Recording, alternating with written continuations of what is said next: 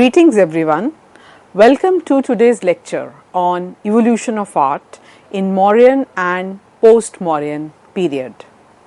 As we are discussing evolution of different art forms during different historical periods, one thing that has emerged is that religion has had a very close relationship with art. So during the period of Mauryas, if we talk about Ashoka and when he patronized the Shramana tradition in the 3rd century BCE, then this refers to several Indian religious movements which were parallel to but separate from the historical Vedic religion. So this includes Jainism, Buddhism, Ajivikas, Charavakas, etc. Different religious practices had different dimensions during this period, which were reflected in the contemporary art. So worship of yakshas and mother goddess was prevalent. Yaksha worship was very popular before and after the advent of Buddhism, and it was assimilated in both Buddhism and Jainism. Construction of stupas and viharas became part of the overall Buddhist tradition. However, in this period, apart from stupas and viharas, stone pillars, rock-cut caves and monumental figure sculptures were carved at several places. Apart from folk representations in terracotta, the sculpture of Yakshi is one of the earliest visual statements of the Indian ideal of female beauty, an ideal that found constant expression throughout Indian art and literature. This included description of body parts vividly, for example, hips, breasts, physical attributes associated specifically with birth and fertility. The sculptor played upon a common poetic conceit when he made the torso bend forward under the weight of the body. As you can see in this visual of Didarganj Yakshi, the importance of this sculpture also lies not only in the fact of the proportions but also in the finish and the shine, which is clearly indicative of high quality that had been attained by the sculptors of the day. The ideally beautiful woman was seen as a young mother. This ancient conception of beauty as abundance and productivity was inherent in the literal meaning of many Sanskrit words that denoted beauty and also underlined the significance of ornamentation. This image is painstakingly burnished so that the surface shines like glass, and the shine is visible even today. As you have seen in the image, the lower garment was draped around the waist and clasped by a girdle.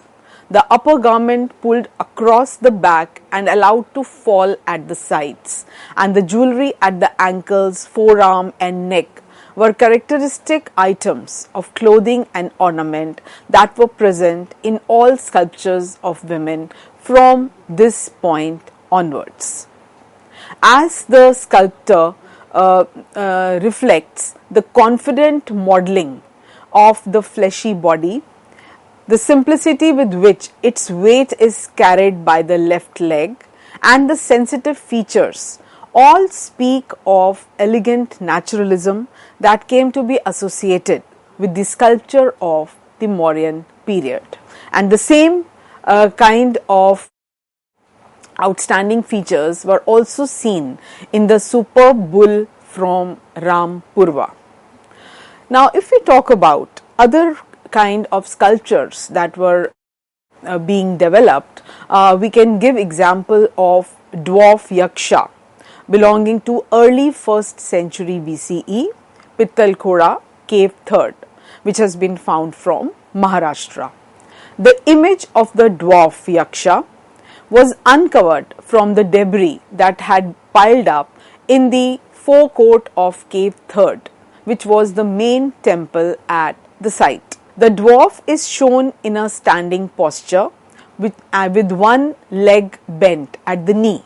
The arms, one of which is broken, are raised to hold a shallow ball on the head, and the sides are decorated with lotus petals.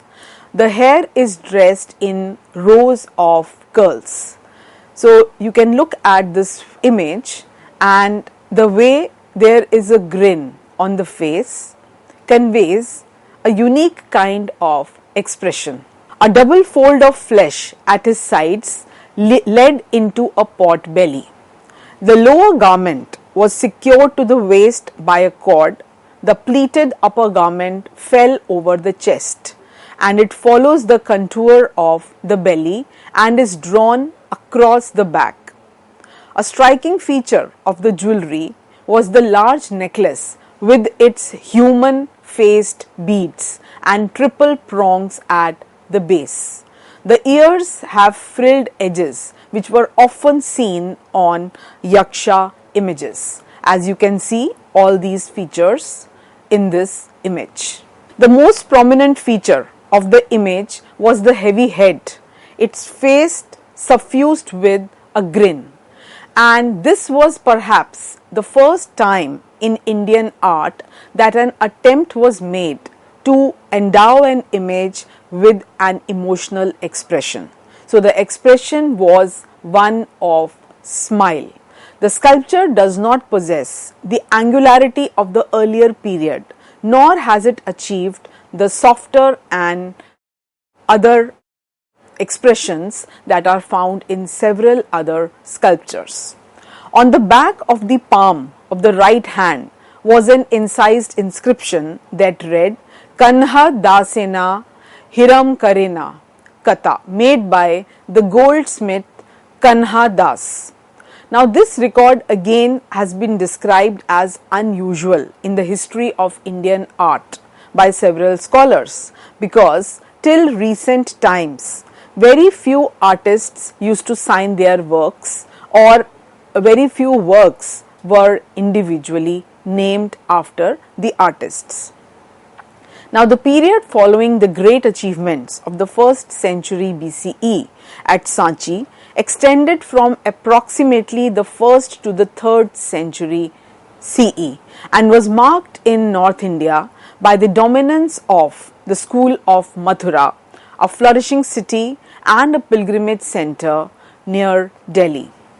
Artistic remains in the area date back to the 2nd century BC, but the initial period of activity lasted from the 1st to the 2nd century AD and is marked by the construction of numerous Buddhist and Jaina stupas. Now, if we are talking about evolution, then emotions are no longer confined to the face alone, but came to be expressed by the attitude of the entire body, a feature which was most evident in the figure of a woman holding a flower.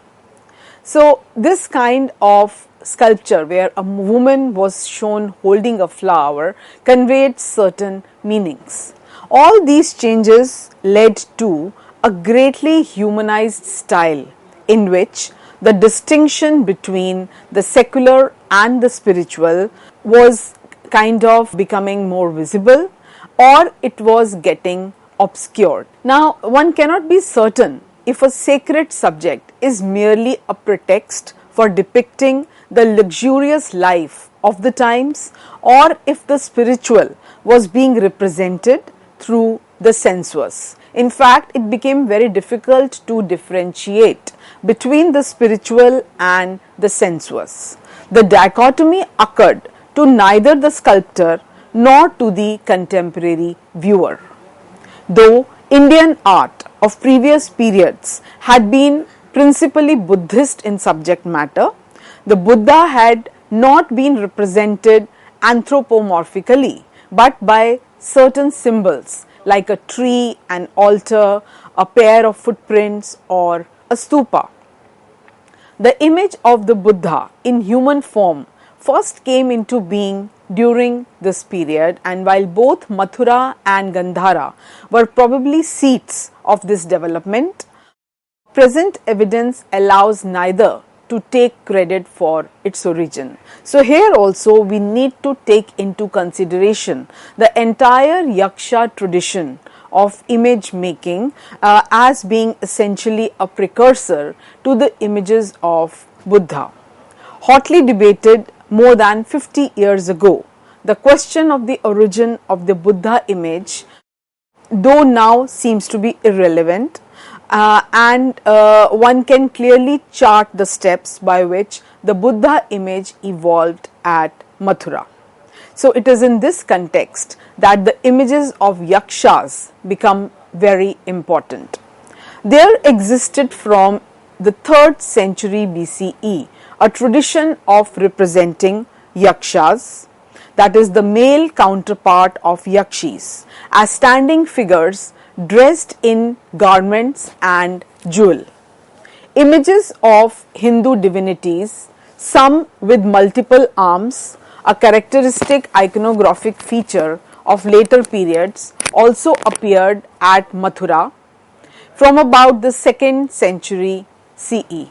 The humanistic strain in Mathura sculpture seems to have inspired more portraits than were usually produced in other periods of Indian art. A very good example that one can give here is that of Kuber, the god of wealth, which reminds one of a type of prosperous shopkeeper.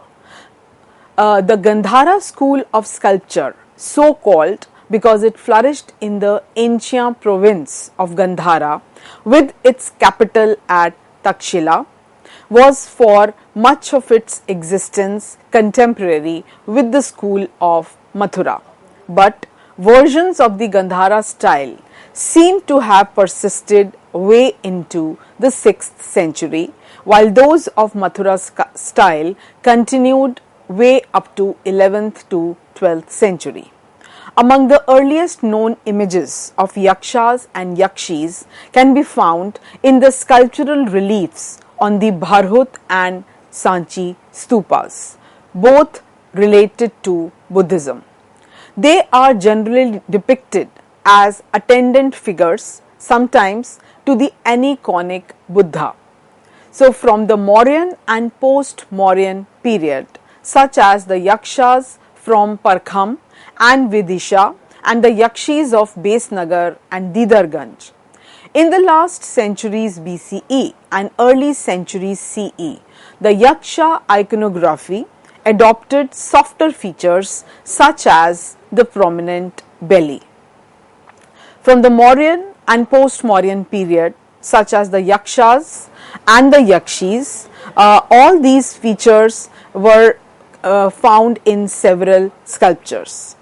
And this was especially prevalent in the sculptures of Kuber, considered the king of yakshas in some traditions, but also the god of wealth in others.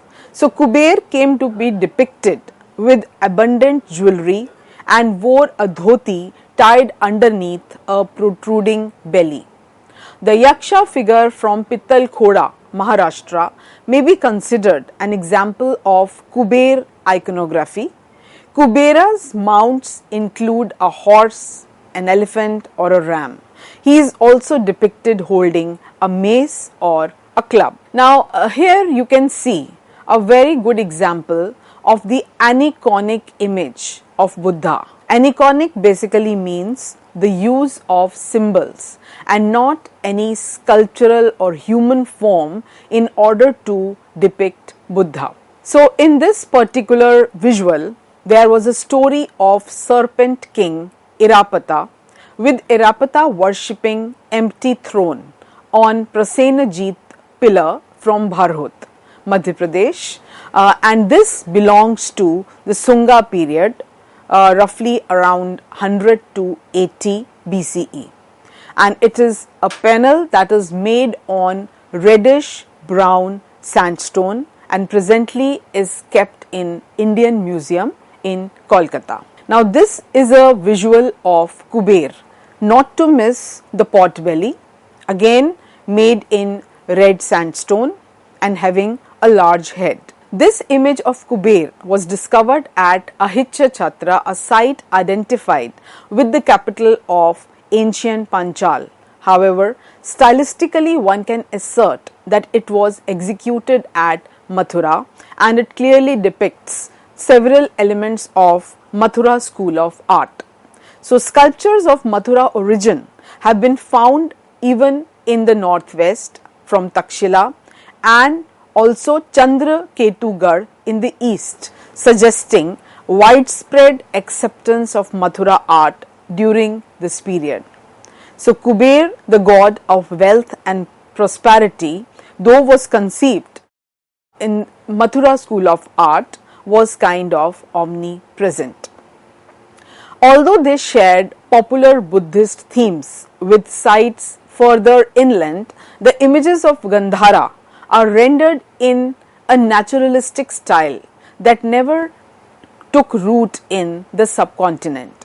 The origins of the school are unknown, but it was ultimately influenced by Greco-Roman art. There existed, for example, on the borders of Gandhara, kings of Greek names and ancestry who established the kingdom of Bactria in the wake of Alexander's conquest of Persia and raids into India.